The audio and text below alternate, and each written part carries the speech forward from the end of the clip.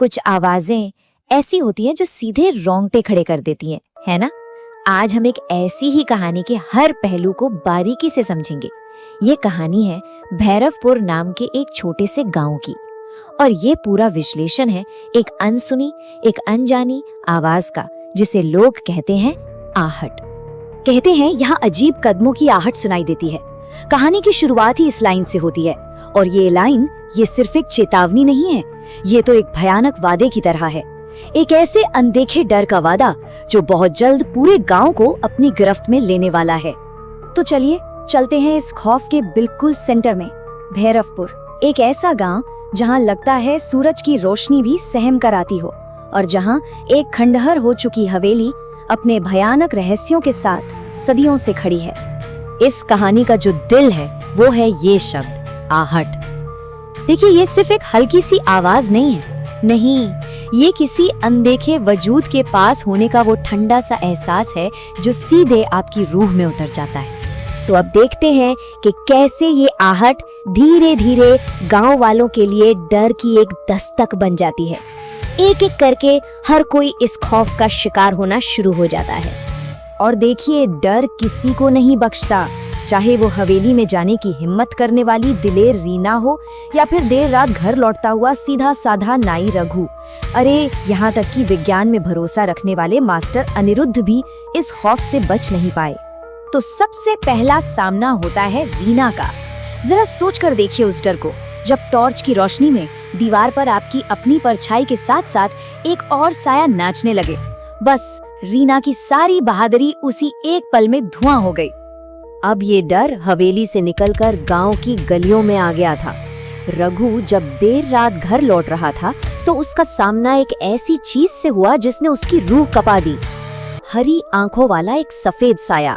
वो मंजर इतना भयानक था कि बेचारा रघु अपना दिमागी संतुलन ही खो बैठा। और सबसे डरावनी बात तो ये है कि ये साया सिर्फ आंखों को नहीं बल्कि सीधे आपके दिमाग को निशाना बनाता है।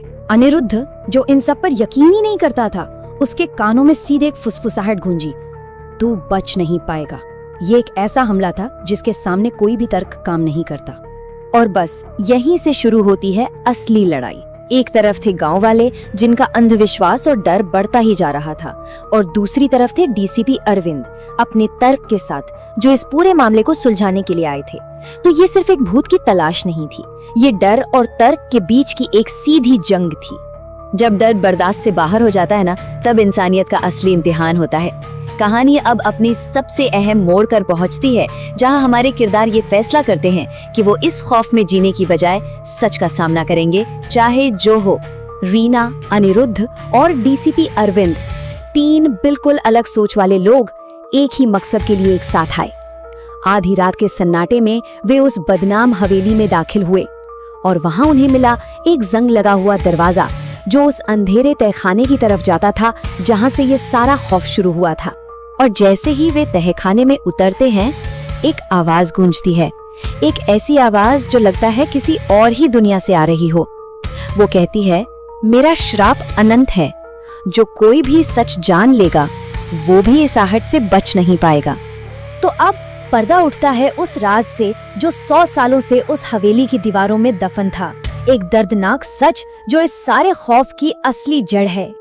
ये कहानी थी ललिता की। 100 साल पहले वो इस हवेली की मालकिन थी। उसी के पति ने दौलत के लालच में उसे इसी घर के तहखाने में जिंदा दफना दिया था। उसकी आखिरी चीखें, उसके कदमों की वो आखिरी आवाज, वही हमेशा के लिए आहट बनकर उस हवेली में कैद हो गई। तो जब ये सच सामने आया, डीसीपी अरविंद ने एक तार्किक, एक लॉजिकल समाधान निकाला। उन्हें लगा कि अगर ललिता के शरीर को ही नष्ट कर दिया जाए तो शायद उसकी आत्मा को शांति मिल जाएगी। तो तर्क के पुजारी ने आग का सहारा लिया और पूरी की पूरी हवेली को जलाकर राख कर दिया। लेकिन क्या डर को इतनी आसानी से जलाया जा सकता है? यहीं पे कहानी अपना सबसे परेशान करने वाला मोड़ लेती है और उस श्राप की असली सच्चाई सबके सामने आती है। हवेली के जलने के बाद भैरवपुर में कुछ दिनों तक मौत जैसी शांति छाई रही। सबको लगा चलो सब कुछ खत्म हो गया, पर असल में ये तूफान से पहले की खामोशी थी। और यहाँ कहानी का सबसे बड़ा सवाल उठता है क्या आग की वो लपटें उस आहट को हमेशा के लिए खामोश कर पाई थी, या फिर डर ने बस अपना ठिकाना बदल लिया था?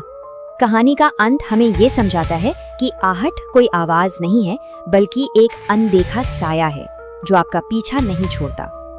हवेली तो जल गई, लेकिन वो श्राप, वो अब आजाद हो चुका था। वो अब हर उस इंसान के साथ था जिसने उसे सुना था, हमेशा के लिए।